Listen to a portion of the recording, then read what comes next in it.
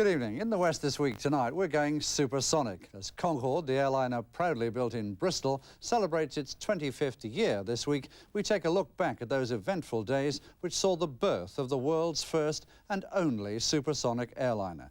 And we ask, will the son of Concorde ever take off?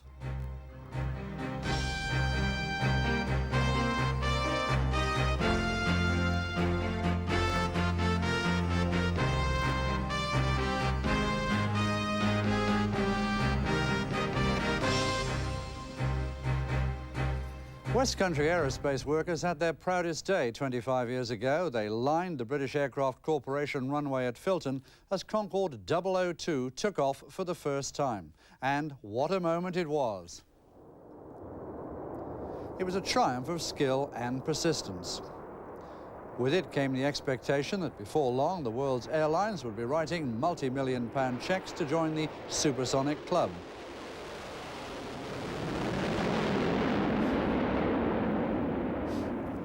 Well, sadly, the dream never became reality. It's now said to have been the right aircraft at the wrong time. A quarter of a century later, Concorde is still hailed as a brilliant technological achievement, but the cost of supersonic flight proved too much for all except British Airways and Air France, the national airlines of the Anglo-French alliance who built the plane. British Airways operates 7 Concordes. Air France have now reduced their fleet to 5. A return trip from London to New York costs a staggering £4,000 plus and takes just 3.5 hours each way. British Airways, who make a profit on the service, say they have no trouble filling the seats, and they're currently giving their fleet a multi-million-pound refit. But in the light of experience, will there ever be a successor winging its way around the world at even greater speed? British Aerospace are already drawing up plans. Rolls-Royce have just revealed that they're working on a revolutionary new engine for a Concorde replacement. And the Americans, who pulled out of the supersonic stakes last time round, are now pouring millions of dollars into research again. Tonight, we take a look back at those eventful days when the supersonic airliner was born. We talk to some of the key figures who put the West Country on the supersonic map. And we had no trouble persuading our reporter Ray Tostevin to experience what Concorde still does with great style, London to New York and back again in a day. 8:30, Heathrow Airport. Flight BA001 prepares for its daily shuttle to New York. British Airways, may I take this opportunity of wishing you a very pleasant journey with us this morning. After nearly 2 decades, Concorde is still the world's only supersonic airliner, the ultimate in executive travel, enabling passengers to fly across the Atlantic in the morning and be back home in time for supper. It's now ready for boarding. 1.5 million travellers have flown on board British Airways Concorde. With 7 in the fleet, it's the company's flagship. Many passengers are regular members of the exclusive Faster Than Sound Club. One oil company director made 68 round-trip transatlantic crossings last year alone. Reading, and then pretty well down the M4 motorway, so we fly past Swindon, Bristol, and then south of Cardiff. And from then on, it's water all the way, once we get to the Bristol Channel, until our landfall on the shores of Long Island. While it's certainly noisier than a conventional jet, the smoothness of the flight is remarkable, cruising 10 miles above the Earth, faster than a rifle bullet. As Concorde goes supersonic, the plane actually stretches 10 inches as the airframe heats up and expands. We're going so fast, the outside of the airplane is very hot, but inside you're still perfectly cool, comfortable, there's no vibration, no noise we're speaking of. Just a normal cabin. That's the really clever achievement. And after 25 years, it's never been bettered. For the business high flyer, the principal saving is time. I fly Concorde because it enables me to get 1 extra day's work in rather than spend an entire day in the air. And it's that simple. It's also a favourite with the glitterati. First of all, I'm quite fortunate that the clients, if they want you there in a hurry, they know it's the only way to get you there.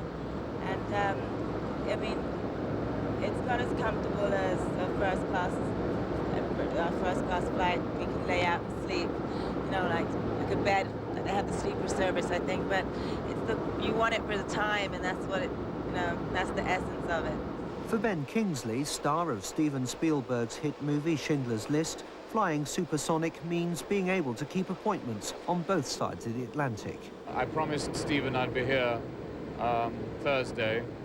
Actually, I start a new film on Saturday, so I have to be back with minimum jet lag to start work on that Saturday. So it's a practical choice, really. I just have to keep myself ready for my first day's shooting on Saturday. While Concorde may not match the opulent experience of first class, the catering is 5-star. Fresh melon with seasonal fruits, followed by poached turbot with fennel and saffron sauce, and champagne to celebrate, with not a plastic knife and fork in sight. We do love fast food. And it brings you very quick over the Atlantic, and it saves you a lot of time. Such class doesn't come cheap, £4,000 for a return ticket to New York, but no other aircraft can transport passengers to the other side of the Atlantic to arrive an hour before they left. Cameron Swayze on WCBS News Radio 88. It's snowing hard, but there's no slowing the pace in this, the world's busiest city. New York may be 3,500 miles from London, but thanks to supersonic flight, you can leave at breakfast time and arrive here in time for that important business appointment mid-morning. A few weeks ago, I had 3 businessmen come in for a meeting and turned around, went right back on the afternoon Concorde.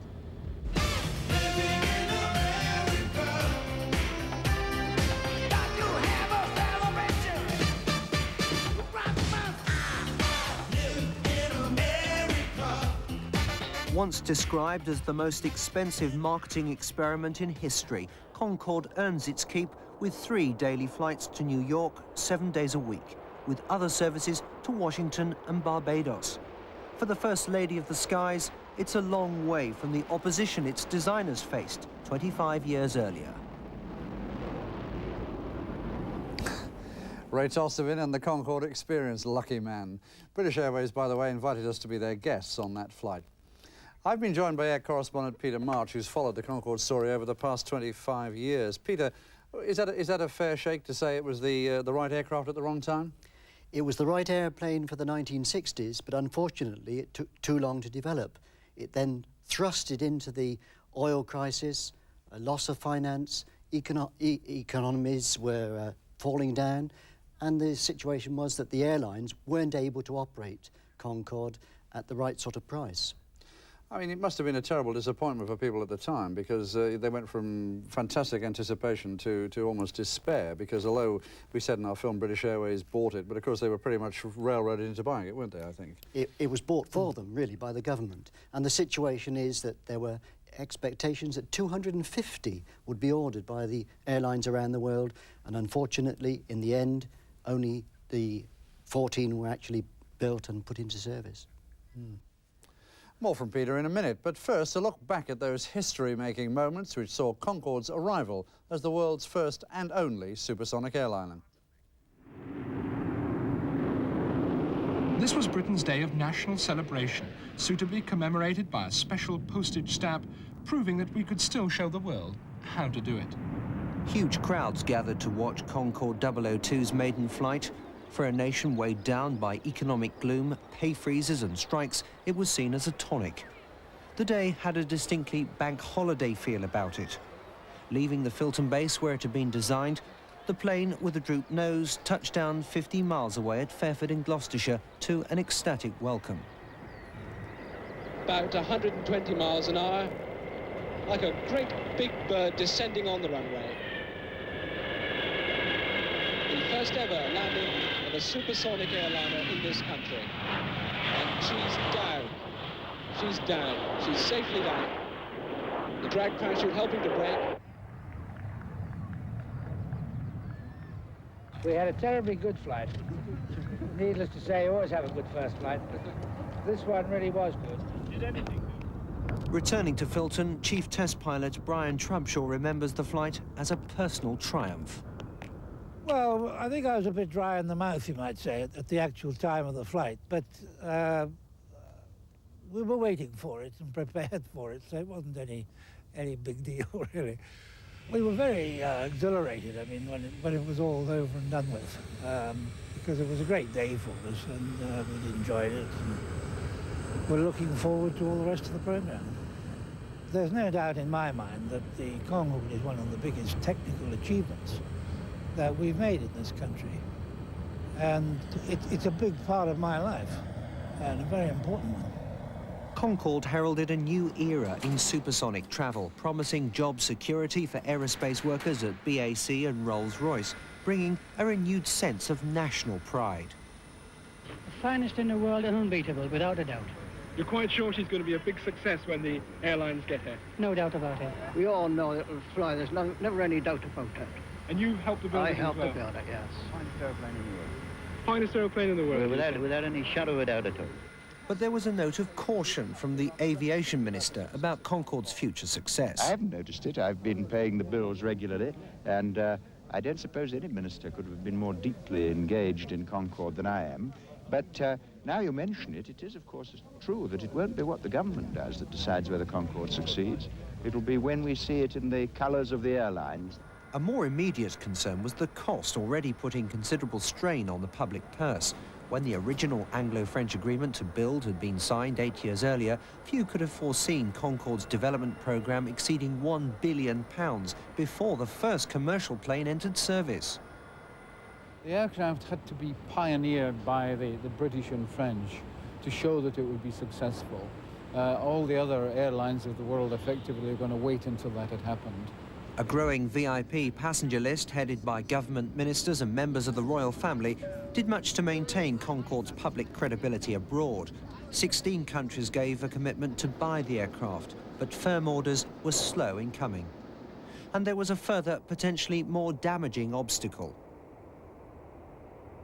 As Concorde's sound-breaking flights became more frequent, the phrase sonic boom hit the headlines. A campaign was mounted to discredit the aircraft on environmental grounds. Among the more bizarre claims, a woman who said the sound of Concorde made her furniture shrink. There was vociferous opposition from America, still smarting at being left behind in the supersonic race. In New York State, where I come from, we want to set very strict noise pollution standards. Now, if the Concorde can come within those kind of limits that we're imposing, then that's fine with us. But the sustained environmental opposition and nagging doubts about the plane's commercial viability brought tremors to Downing Street. The Wilson government was having cold feet, and worried BAC workers from Bristol marched to number 10, demanding that the Concorde programme continue.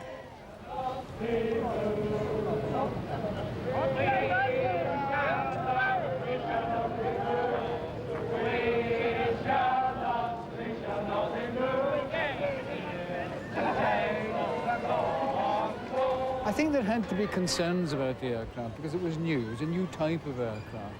It created a change in the environmental situation which was difficult to assess. And there was also, although in the beginning, a lot of hope that the aircraft would buy the airlines would buy a very large number of the aircraft. That hope receded when in 1973 the oil prices shot up. So it was right to be concerned, but in my view it was also right to carry on and complete the program. A global tour brought high hopes of international business for the plane, but the world oil crisis and rising concern at the escalating cost saw Britain and France blazing the supersonic trail alone. As first America, then Japan and Australia dropped from the race to get Concorde flying commercial routes. The new aerospace minister, Michael Heseltine, was upbeat. The Concorde project is a project about one of the most exciting aircraft the world has ever seen. And as I have said on many occasions, that you get your good moments and your bad moments, and this has been a bad moment. Apart from the financial difficulties, many observers interpreted the option cancellations by certain American airlines as an attempt to pressurize the British and French governments into abandoning a program which today still has no transatlantic competitor. Well, the aircraft does what we intended it to do, and that was take people to America typically in half the time. And that's very attractive to the passengers. So I think that's the main reason that it succeeded. It does a very good job. Commercially, it cost a lot of money to develop, and since the production run stopped short, we only ever made 16 production Concordes. it wasn't really possible to recover the investment. It was a new aircraft going into a new sector of the market, which is always difficult to get your money back. One man has followed the Concorde story from the beginning, watching the bitter political wrangling unfold, talking to the designers behind the project and the ministers who paid the bills. After 25 years, veteran aviation correspondent Reg Turnill believes Britain's superplane still leads the world. It's a wonderful aircraft. I've done more than 100 hours flying in it, and British Airways let me have an Atlantic crossing recently in it. The secret of Concorde is that it beats jet lag, and you can fly back in the daylight. How I hate these all-night flights in the subsonic jets. You arrive exhausted at the airport at 5 a.m. in the morning. None of that with Concorde. Wonderful. For the aircraft, which proved such a milestone in the history of aerospace, the glory years came to an end with the final flight of Concorde 002 to the Naval Air Museum at Yeovilton in Somerset. There, it remains today as a lasting public tribute to Anglo-French cooperation. But the plane's stablemates fly on, with British Airways and Air France committed to keeping Concorde airborne for another decade at least.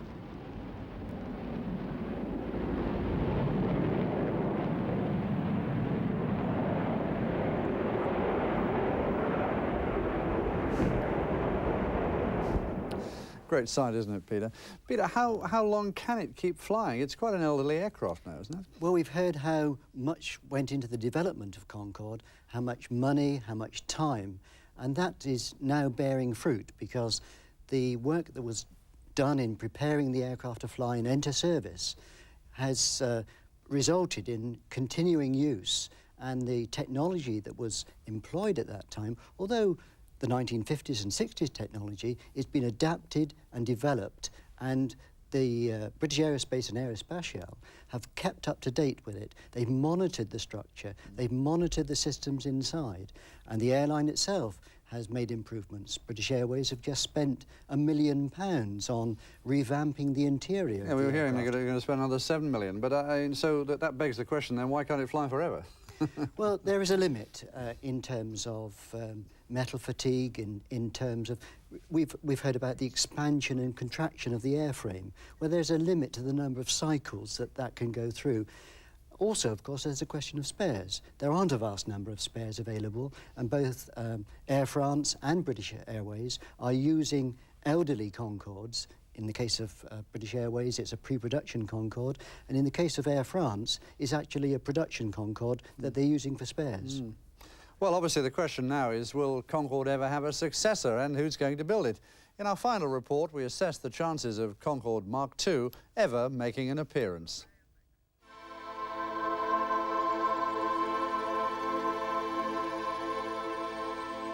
After a troubled and often turbulent career, Concorde is expected to retire from service sometime after the year 2010. British Airways is investing £7 million to extend the life of its Concorde fleet. The Great White Lady of the Sky is still without rival, even though the technology is 40 years old. But the race for a successor has already begun. A 7-nation consortium involving British Aerospace is currently researching the design of a new, larger, high-speed supersonic plane, carrying 3 times the number of passengers as Concorde. A few years ago, we were instrumental in starting up an international group to study the possibility of a successor, in addition to working with our French colleagues that we've continued to do over the years. That group now exists with the Americans, the French, the British, the Germans, and it also includes Russians, Japanese, and Italians, trying to study mainly the market and the technical challenges that would have to be faced. And that group's done some very good work. I believe that an aircraft, a successor, could be produced. I believe the technical problems could be overcome and the environmental problems could be overcome. But it's a lot of money and it's a lot of time to make it happen. It's those considerations which raise doubts about the political and financial will needed to see such an ambitious project through.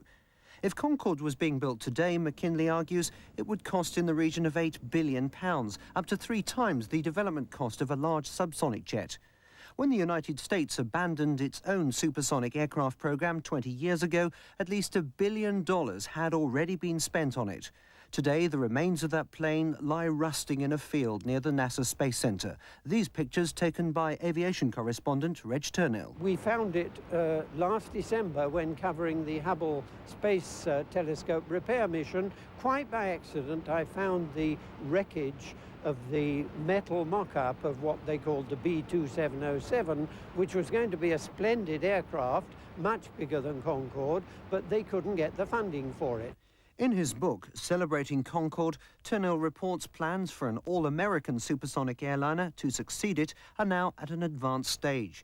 With the prospect of 140,000 highly skilled jobs, Britain is in danger of losing out. America is determined that they will build one and that it shall be all-American, or many people in America insist. NASA's head, a man named Dan Goldin, is spending already $500 million. That compares with our expenditure of less than £10 million on preparing for a successor. All is not lost for Britain.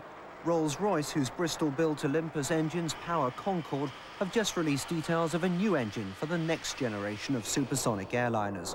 But many critics are sceptical whether even the Americans will be ready to take over before Concorde finally lays aside its illustrious crown.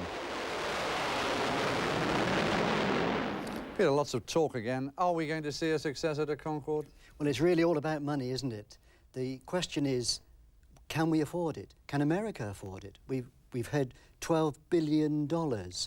It's not something that anybody can take on lightly. The economies of the airlines, the world's airlines, are in very poor shape at the moment. British Airways is one of the few airlines that's making money.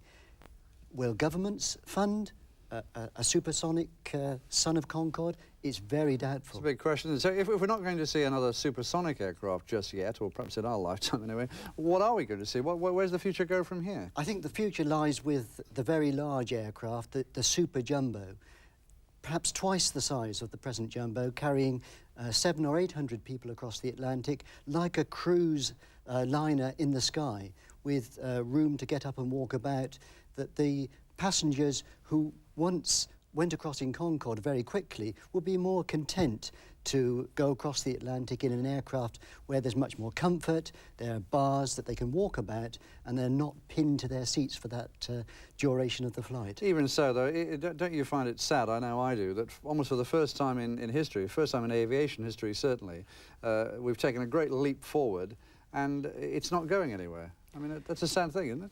It is very sad, but I think we will go there eventually. But it's not going to be in the immediate future. I don't think there will be a successor to Concorde in the skies when Concorde is ready to retire.